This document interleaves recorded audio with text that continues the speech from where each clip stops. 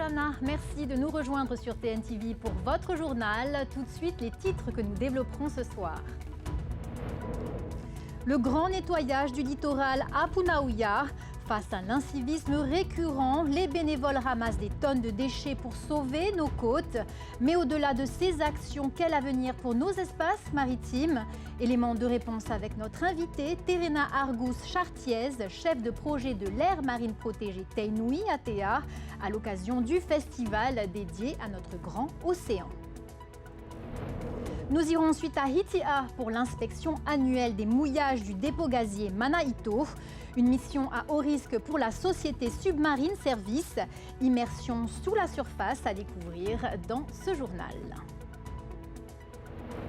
Et puis nous vibrerons au rythme des machines et de l'encre au parc Verheij. Le Pacific Tattoo Festival rassemble des dizaines de tatoueurs de toute la région. Entre transmission, histoire de vie gravée dans la peau et traditions sacrées comme le Moko Maori, retour sur les temps forts de cette première journée.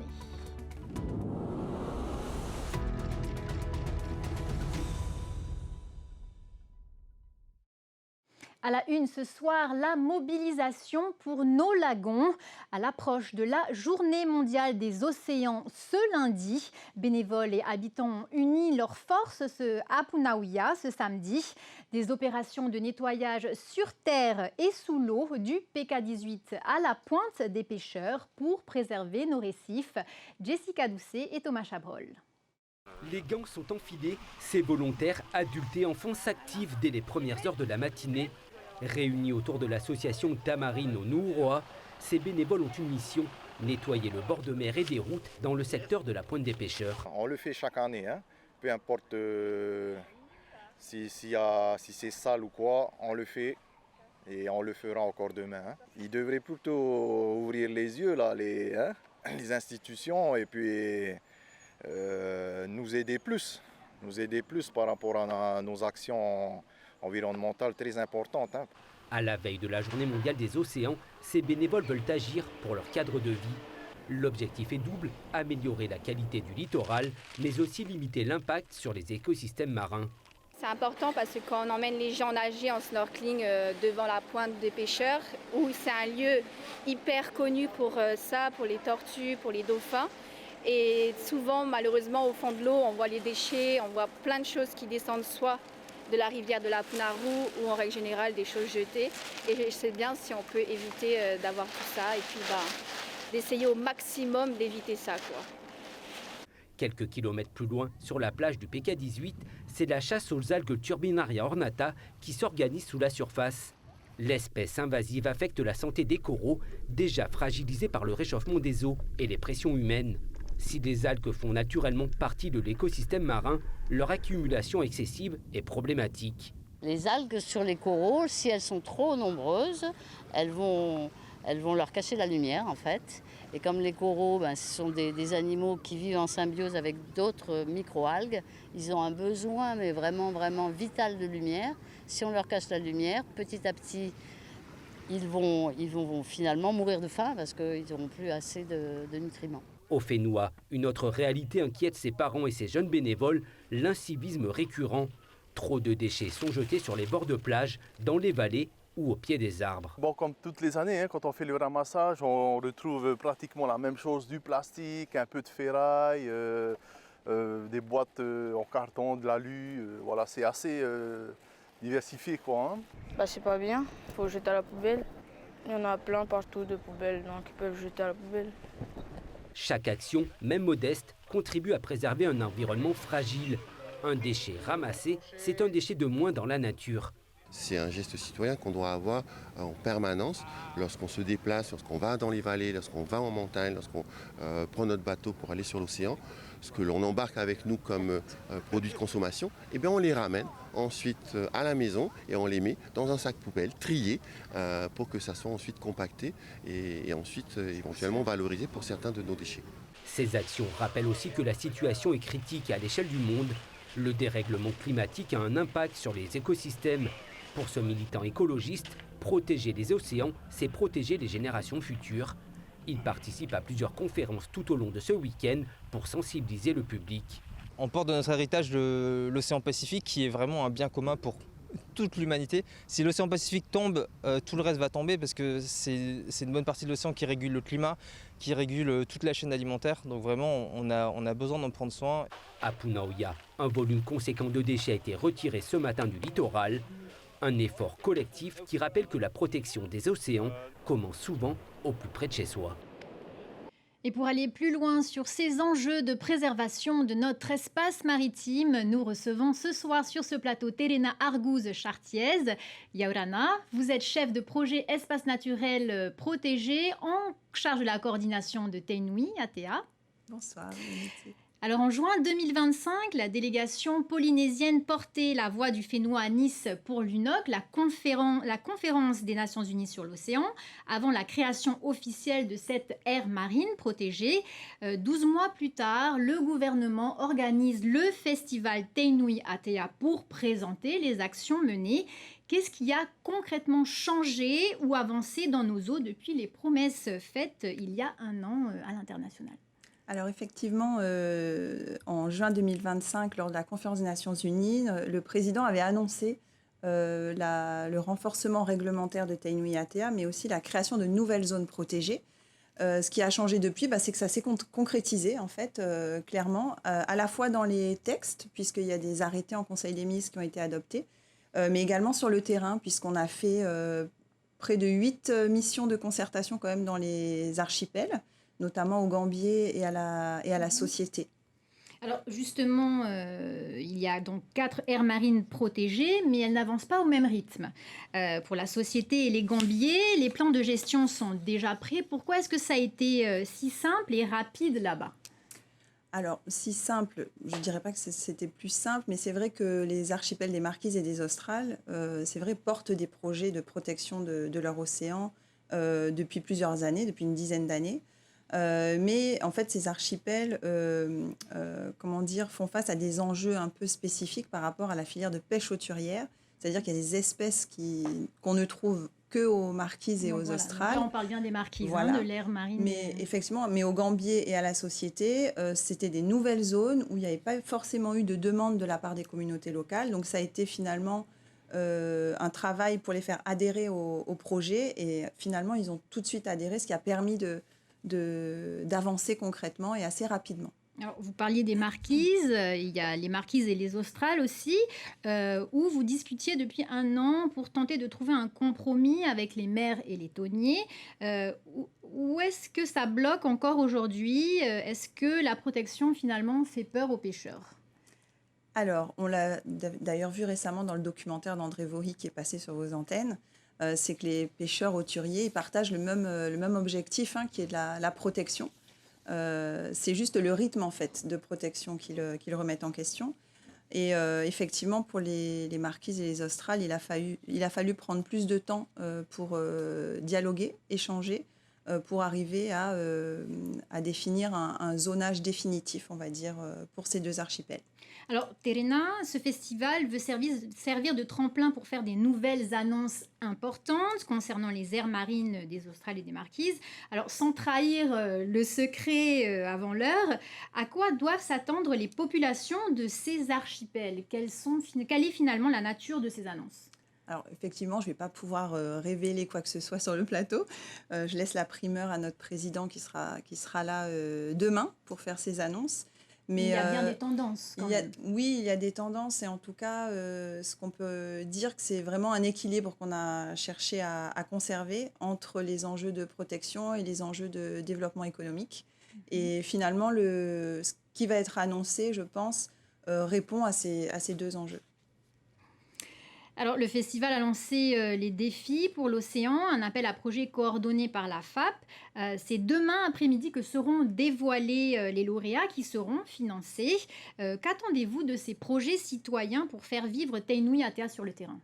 Alors, c'est vrai que Teinui Atea, c'est aujourd'hui un projet quand même d'envergure qui rassemble énormément d'acteurs à la fois du pays, de l'État, mais aussi de la société civile. Et finalement, cet appel à projet nous permet de mobiliser au plus près des citoyens sur les thématiques de protection de l'environnement, de Rahui, de sensibilisation, mais aussi de promotion de la culture liée à l'océan.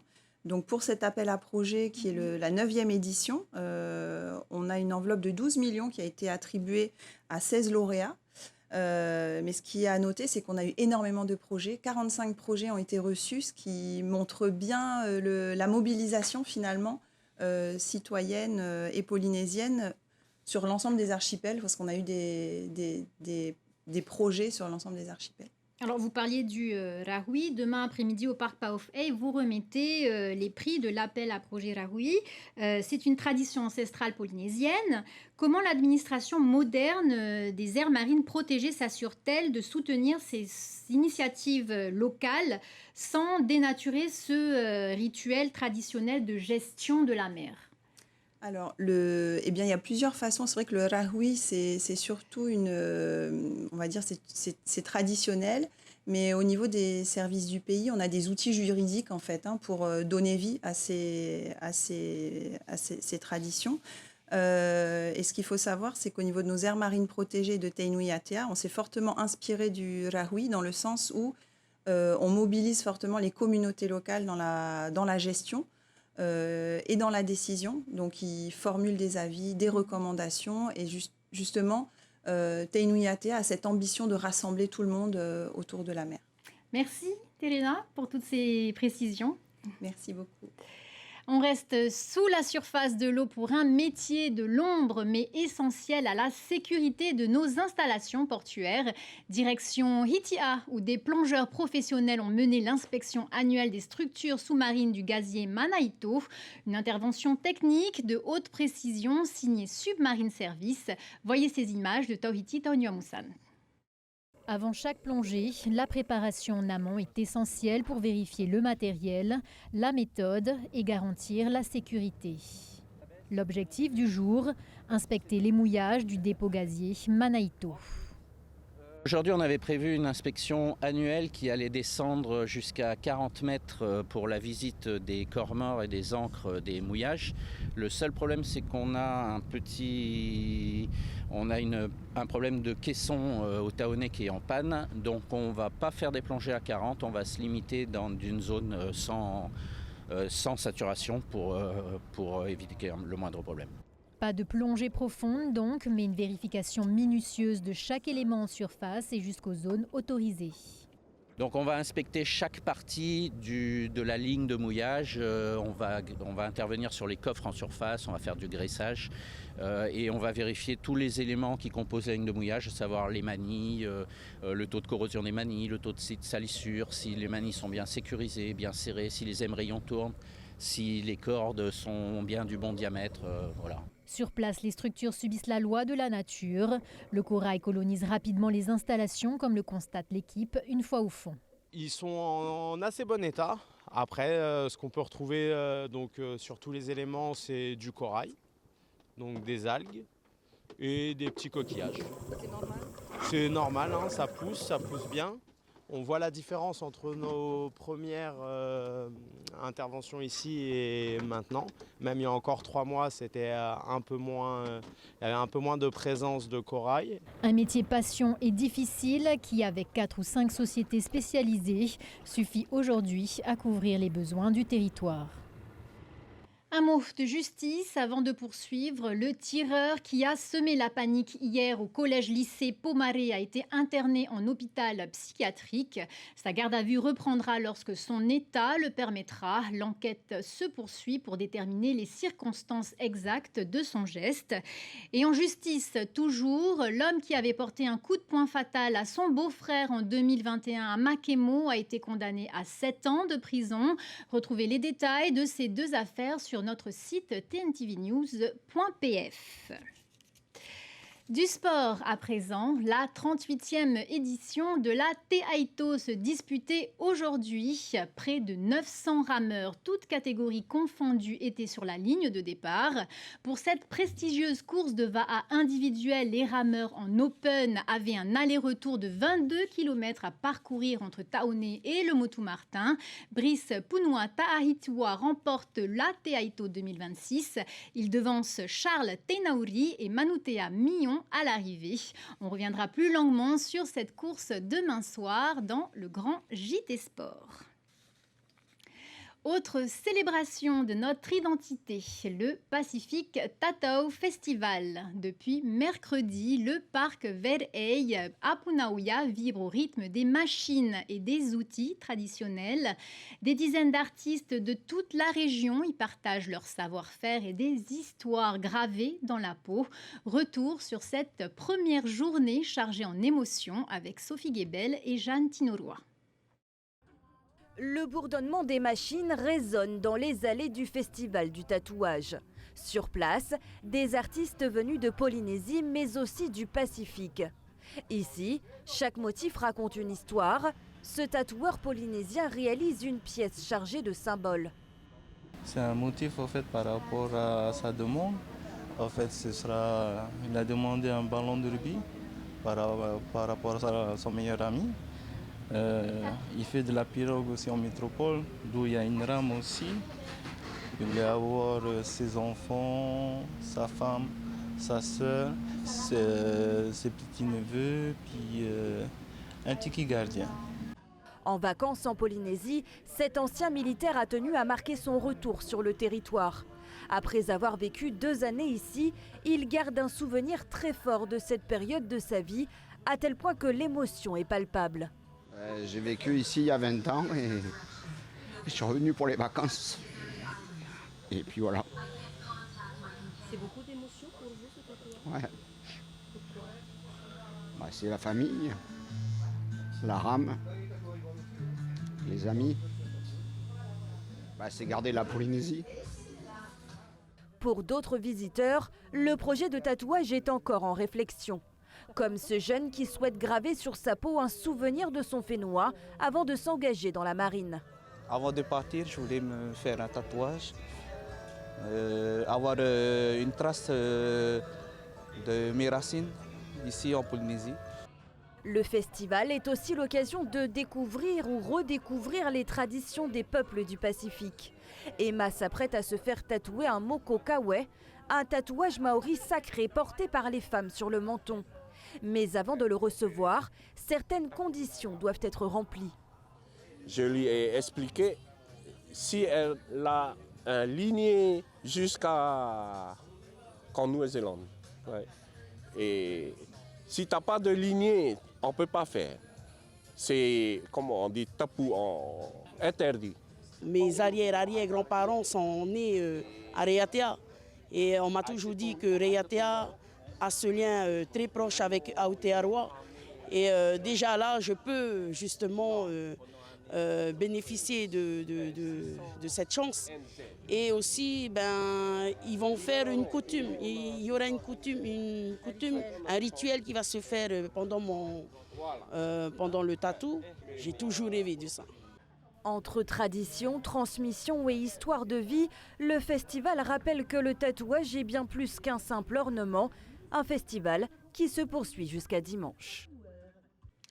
Des symboles du tatau aux réalités de nos archipels, direction Manihi à la rencontre de Joséphine. Son quotidien, le copra, un labeur indispensable pour faire vivre sa famille, payer 165 francs le kilo, soit un peu plus de 4000 francs le sac.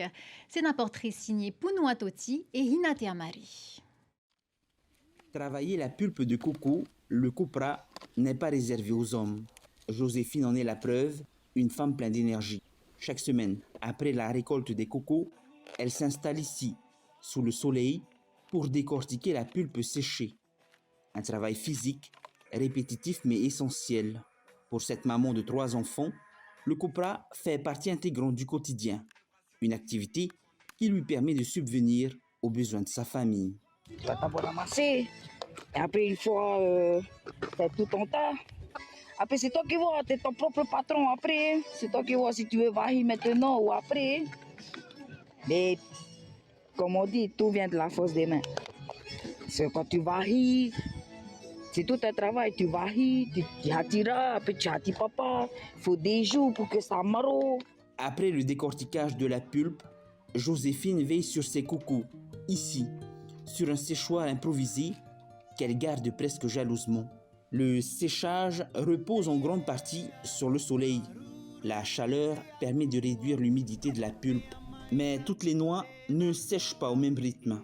Certains, encore trop humides, restent difficiles à travailler. Alors, Joséphine s'adapte. Les cocos pas assez secs sont replacés, puis à nouveau exposés au soleil pour le lendemain. Après, c'est l'indépendance. Hein.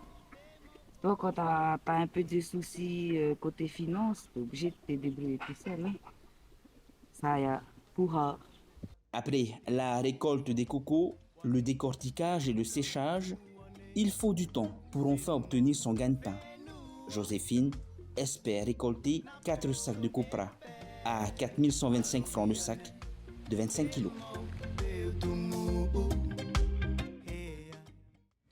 Voilà pour l'essentiel de l'actualité ce soir. Merci de votre fidélité sur TNTV. Juste après ce journal, glissez sur la vague avec notre magazine Waves, une spéciale Toa Pro Papara Longboard. Vous aurez ensuite rendez-vous avec l'émission Face à Mabs qui reçoit ce soir le chanteur Nohor Ey.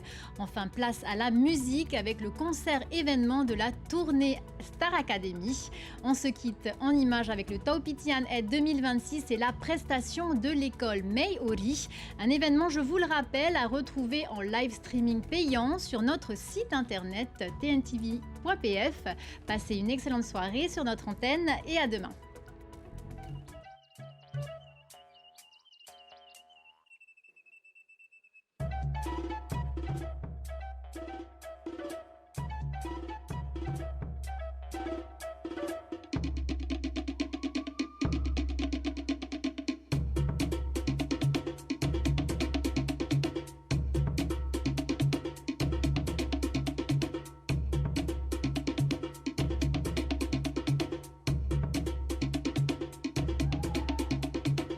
Manu taura teie, rere oia iroto, rere iwaho, e mea tapu tona a